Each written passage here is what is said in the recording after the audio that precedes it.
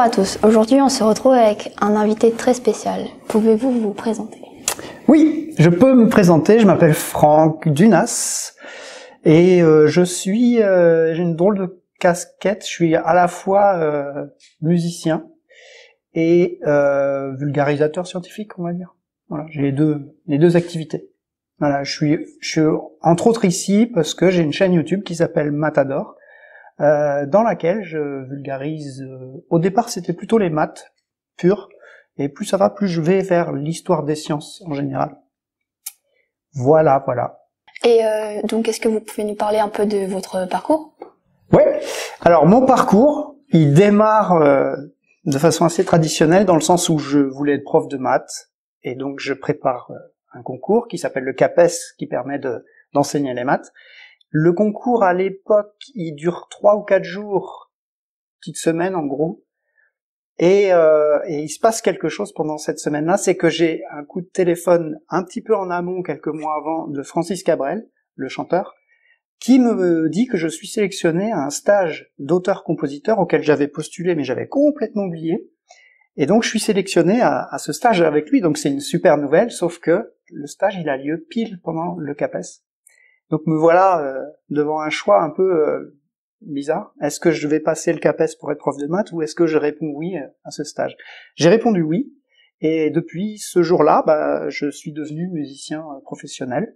Mais j'ai jamais perdu mon goût pour les maths et pour les sciences en général, et donc j'ai monté une chaîne YouTube pour justement pouvoir continuer à parler de ma passion.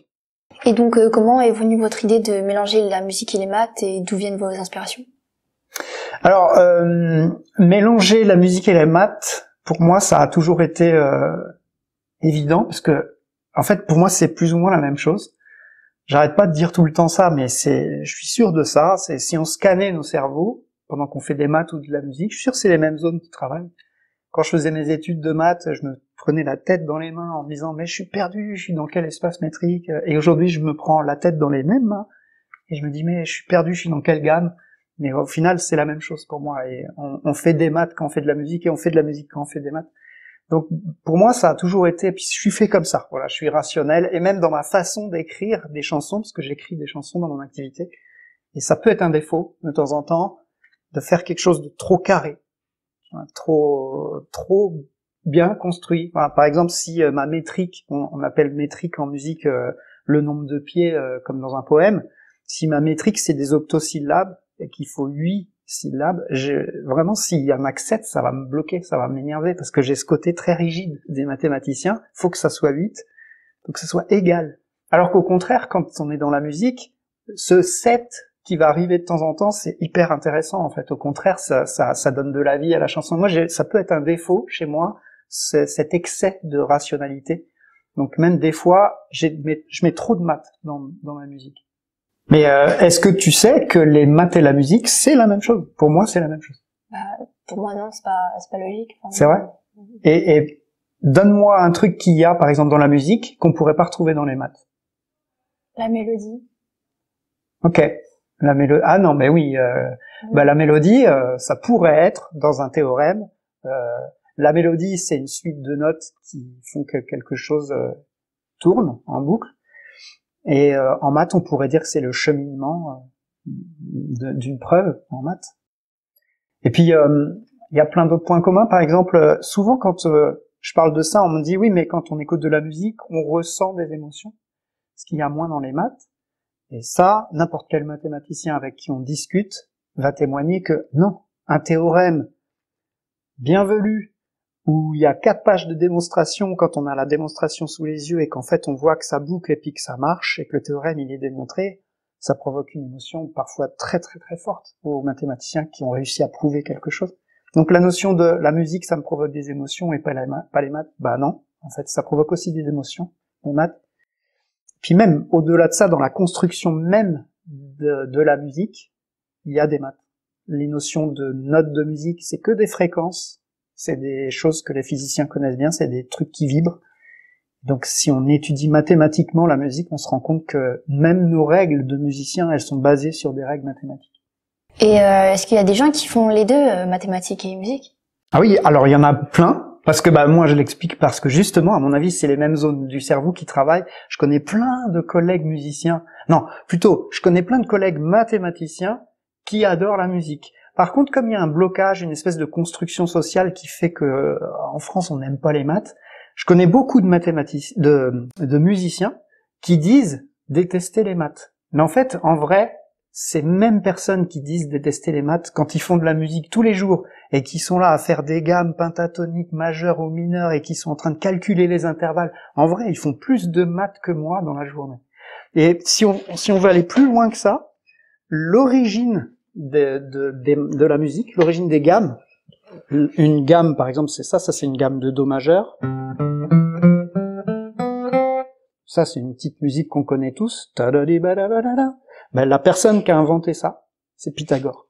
Pythagore, le même du théorème du triangle rectangle. Ouais, le même mathématicien qui travaillait sur les triangles rectangles, comme on apprend en quatrième, mais qui travaillait aussi sur la musique, parce qu'à l'époque, la musique, c'était considéré comme une science. Donc ça s'étudiait comme la physique, comme les sciences naturelles, en fait. On appelait ça une science naturelle, à l'époque.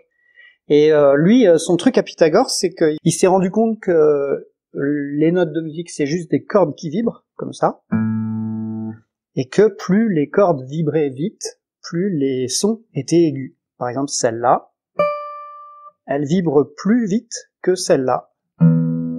Et la résultante, c'est que les notes sont plus ou moins graves. Il a étudié ça, c'est assez long à expliquer, ça aurait pas sa place ici, mais à force de l'étudier, consciencieusement, avec des mathématiques vraiment, des fractions et tout ça, il a construit cette gamme, qu'on appelle la gamme pythagoricienne d'ailleurs.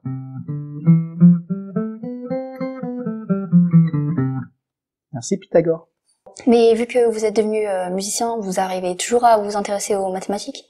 Ah oui, bonne question.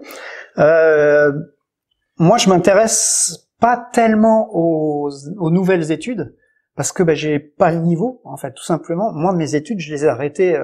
Voilà, tu peux constater que j'ai plus de cheveux et que je commence à avancer dans l'âge. Donc ça fait longtemps, en fait, l'époque dont je parle, où j'ai passé le CAPES, c'est il y a longtemps. Donc entre-temps, la recherche, ils ont fait des progrès, puis j'ai tout simplement plus le niveau. Mais comme sur ma chaîne, je raconte des histoires de maths, parfois, je raconte pas que des vieux trucs de Pythagore, de Galilée. Des fois, je raconte, par exemple, là, il y a Mariam Mirzakhani. C'est une mathématicienne contemporaine. De mémoire, je crois qu'elle est décédée en 2014. Et donc, quand j'ai fait une vidéo sur elle, je suis quand même allé voir ce qu'elle faisait comme travaux. Et donc, comme je suis largué et je regarde, je m'intéresse aux nouvelles études en me documentant sur les gens sur lesquels j'écris. Ce qui veut pas dire que je comprends ce qu'ils font, sinon je serais à leur place. Mais en tout cas, voilà, la façon, pour répondre à ta question, la façon que moi j'ai de me tenir un peu au courant de ce qui se fait, c'est regarder ce que font les gens dont je parle. Vous avez parlé de Galilée et j'ai cru comprendre ce matin que vous aimez bien sa phrase « La nature est écrite dans le langage des mathématiques ». Mathématiques, ouais, j'adore cette phrase. J'adore cette phrase parce que moi je suis plutôt il y a mon côté artiste qui fait que je suis un peu un rêveur. Et moi, ce genre de phrase, je peux tourner en boucle 1 heure là-dessus et rêvasser un peu c'est écrit en langage mathématique.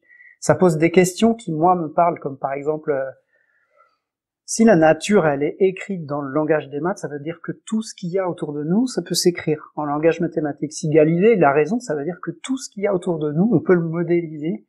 Moi ça me fascine. Je me dis c'est vrai ou pas? Quelque part, si c'est vrai, ça veut dire qu'on est dans Matrix là et qu'il y a un code et qu'on peut tout décrypter, en fait, on peut tout décoder, que tout ça c'est qu'une histoire d'équations et moi ça me fait rêver, en fait. Je peux passer beaucoup de temps à me demander, alors, mais il a raison ou pas, en fait? Est-ce qu'il existe des choses qui sont pas écrites en langage mathématique? Et moi c'est une question qui c'est presque philosophique, on n'est plus vraiment dans les maths, mais ça m'intéresse. Mais ça m'intéresse parce que ça me titille un peu le côté artiste. J'ai envie d'écrire des chansons là-dessus. D'ailleurs, j'en ai écrit des chansons là-dessus. Mais bon, les chansons qui parlent de maths, ça rencontre pas un public très vaste. Et vous avez d'autres exemples de découvertes faites grâce aux mathématiques? Ouais, il y en a plein, hein. Il y en a beaucoup. Il y a des planètes qui ont été découvertes grâce aux maths. Là, ce qui me vient, c'est aussi Vite fait, hein, très très rapidement, en 1905, il y a un gars qui travaille à Berne, qui s'appelle Albert Einstein, et qui fait une petite théorie dont on va entendre parler, la théorie de la relativité aura, une broutille. Mais voilà, ça va complètement bouleverser notre façon d'imaginer le monde, et donc il y a beaucoup de mathématiques là-dedans.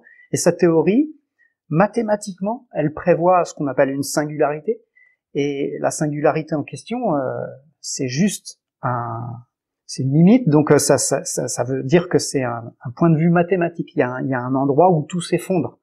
Mais ça, c'est dans les calculs. Et en fait, à l'époque, même Einstein dit, mais ça, c'est juste sur la feuille. C'est les maths qui disent ça. Mais en vrai, cet effondrement de la matière, il n'existe pas. Ça, c'est que les calculs qui donnent ça.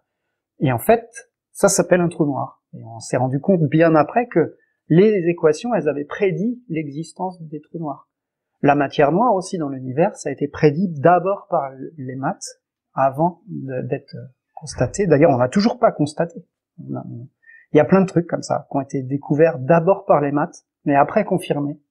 Donc ça, quelque part, ça va dans le sens de ce que dit Galilée, parce que ça sous-entend que les choses, elles sont écrites en maths, et qu'on les découvre avec les maths, et que après, si on les voit, si on les contemple, bah c'est très bien. Mais elles étaient là avant. Mathématiquement, on pouvait le savoir. Comme si c'était écrit en langage mathématique, exactement comme le dit Galilée. Ah, mais c'est comme l'expansion de l'univers. Absolument. Ben voilà. Non, mais en fait, j'ai rien à t'apprendre. C'est le principe de l'expansion de l'univers, c'était déjà prédit dans les équations d'Einstein. Et je crois d'ailleurs que lui-même n'y croyait pas. Et il a introduit un terme qu'on appelle la constante cosmologique, si je ne m'abuse. Mais tu me corriges si je me trompe. Et pour corriger ça, il croyait pas à sa propre découverte, il croyait pas en ses calculs mathématiques. Et encore une fois, c'est les maths qui avaient raison. Contre l'humain, d'ailleurs. Et pour finir, vous voudrez bien nous jouer un petit morceau de guitare? Allez, c'est parti. Bah, pour faire écho à tout ce qu'on disait, je vais jouer un morceau en improvisant. Et je fais un morceau sur une base d'un 2-5-1. Et voilà, c'est un truc de maths. En fait, je vais faire des maths sur ma guitare. 2-5-1, c'est une cadence.